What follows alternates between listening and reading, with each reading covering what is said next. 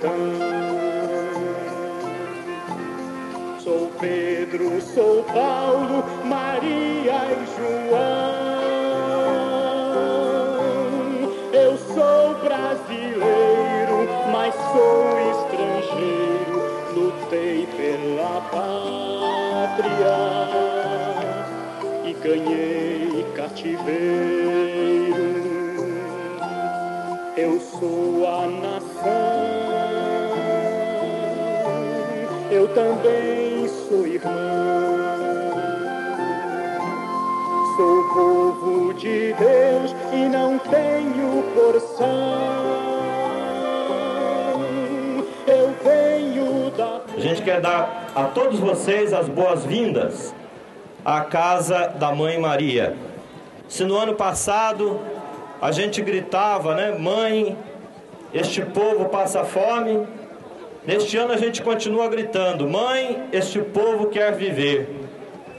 Mas no dia de hoje, a gente quer reunir aqui como classe trabalhadora, que sofre as injustiças, a falta da vida. Não queremos que a Romaria termine aqui. Essa é uma concentração para a gente reunir as forças desse povo trabalhador, aumentar a nossa fé no Deus que caminha conosco, na Mãe Maria que caminha conosco rumo à libertação. Por que se começou o movimento por Aparecida, Raimundo? Porque como as pastorais sociais da CNBB foi, digamos assim, a principal entidade que sugeriu a realização do grito. Né? Aí, logicamente que já no primeiro ano já se integrou a CUT, a CMP, o MST. Mas a né? sementinha Mas primeira foi teve a ver com as pastorais sociais da CNBB foi que incentivou e convidou das outras entidades para realizar esse grito.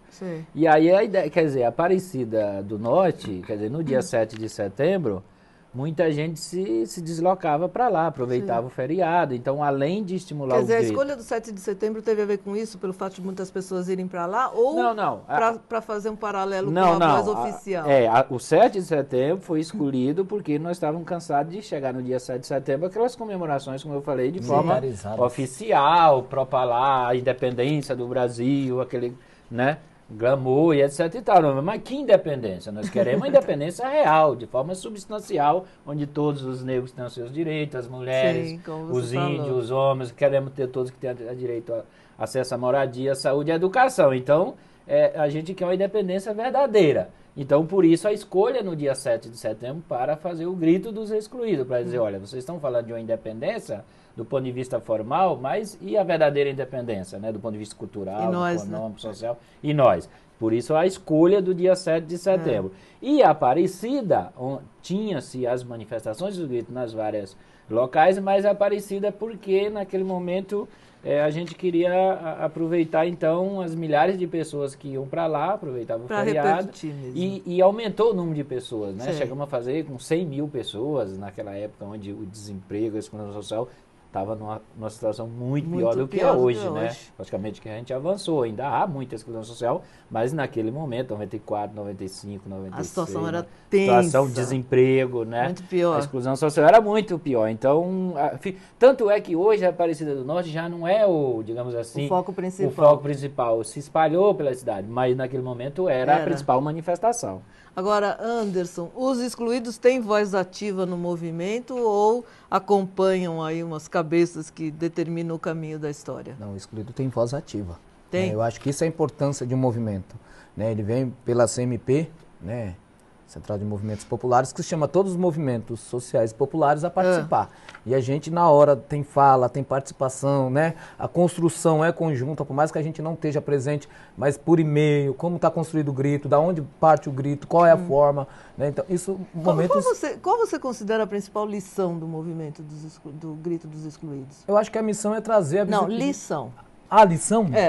A lição, eu acho que é tantas coisas, mas eu acho que é dar voz.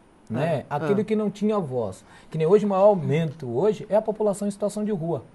Né? Eu acho que isso o Raimundo traz. Antigamente era moradia que não tinha moradia.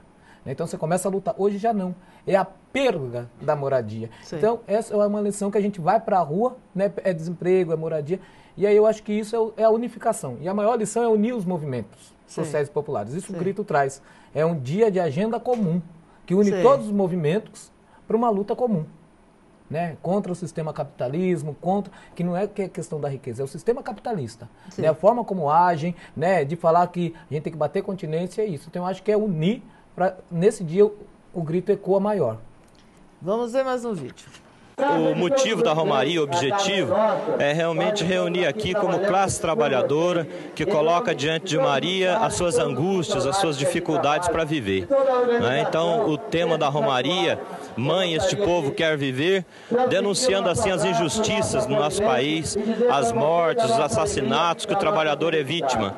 E é nesse sentido de classe trabalhadora que a gente quer se apresentar a Maria e pedir por ela, para que ela, mãe dos trabalhadores, possa estar conosco nessa caminhada e nos ajudar rumo à libertação desse país, para um país mais justo, mais fraterno, mais humano, onde o trabalhador possa ter vida. A Romaria, ela não só representa um momento de oração, de celebração da luta dos trabalhadores brasileiros, mas também de reflexão em torno dos principais problemas que nós estamos vivendo na conjuntura nacional. Eu acho que é bastante simbólico que essa segunda Romaria dos Trabalhadores esteja se realizando no dia 7 de setembro, quando o Brasil comemora a sua independência em relação a Portugal. Eu digo em relação a Portugal porque a nossa verdadeira independência, aquela da soberania nacional, ainda não foi conquistada, na medida em que nós vivemos asfixiados pela dívida externa, controlados pela hegemonia do imperialismo norte-americano e também ocupados pelas multinacionais que exploram a riqueza e a mão de obra desse país. A gente está vivendo um momento de eleições, grande Frei Beto, né? E eu queria saber... Ele foi assessor da Central de Movimentos Populares. Foi um dos maiores incentivadores. Então, retomando, a gente está vivendo um momento de eleições, e como é que é a relação dos políticos com o movimento Grito dos Excluídos? Eles tentam se aproximar, quem é candidato agora não quer saber de vocês, o que acontece? Foi bom você falar que esse ano foi até uma polêmica lá na coordenação, na organização de um dos gritos que a gente organizou lá na cidade de São Paulo, no centro de São Paulo, que é o seguinte: você tem aqueles políticos, parlamentares, né, que assim, independente de ano eleitoral, eles acompanham a vida dos movimentos, né, e também acompanham o próprio grito e os movimentos no seu cotidiano, independente de eleição, né. Então, os movimentos conhecem, etc e tal, estão sempre presentes no movimento, independente de eleição. Mas... Vão no grito. Mas quando chega o grito, ou mesmo a outra manifestação, aparecem muitos políticos, né? Aparece querendo pegar a carona naquele momento lá, né?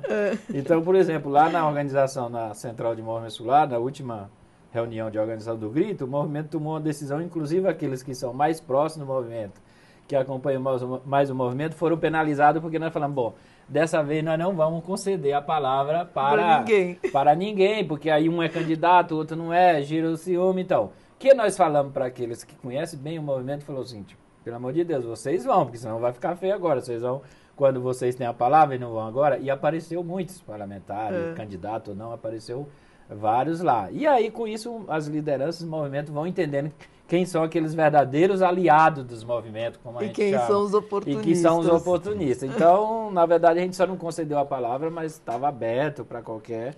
Eu vou aproveitar, já que a gente está falando de política, tem uma pergunta da Gisele Nóbrega, de São Paulo. Ela pergunta o seguinte: como são tiradas as reivindicações que são encaminhadas para o Estado?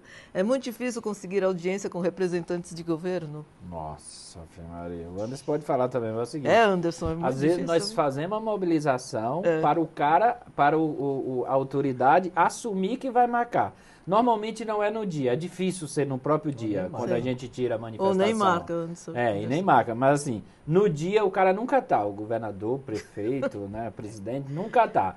Ou manda um sub e conversar com a comissão, que assume o compromisso de daí um mês ou 20 dias fazer uma reunião. E as reivindicações que ela perguntou como é que são feitas anteriormente, como o Anderson falou, são discutidos na coordenação do movimento, Quando é muitas entidades é mais difícil, porque você tem que contemplar ali as várias reivindicações. Então, imagine se você pode, não trouxe hoje, mas você pode, talvez a gente mandar a gente construir uma carta do grito dos excluídos, onde a gente tem que contemplar de forma objetiva, porque não pode ser uma carta tão comprida, porque a gente distribui para a população de um modo geral que tem que ter um entendimento.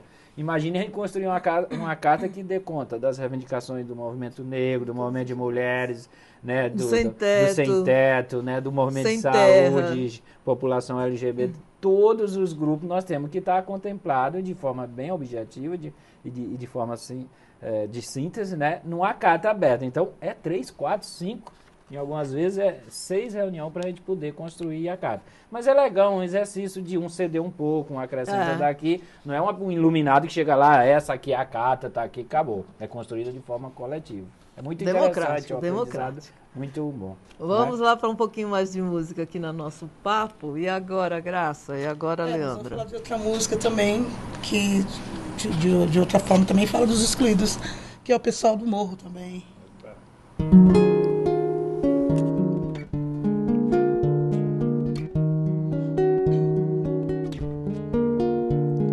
Ontem estive no morro e voltei chorando, meu povo sofrendo, crianças penando, morro sem malandro, que só tem senhor. Vejam só, disseram que compraram o morro, estão derrubando, os barracos de zinco estão se acabando. Pra morar no morro tem que ser doutor. Mudaram o meu povo pra longe, bem distante, aonde Deus não faz morada. Que culpa tenho eu se nasci pobre, se não posso levar vida de nobre? Meu salário não dá sequer pra alimentar, e as crianças não entendem